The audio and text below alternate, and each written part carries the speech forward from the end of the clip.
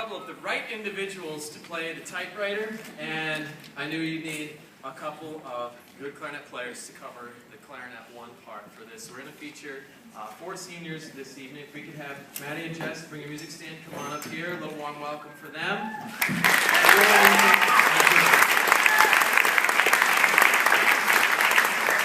We did a little research on YouTube, like how everybody does research now on the internet, and found different ways that we can interpret the Typewriter by Leroy Anderson. So here we go.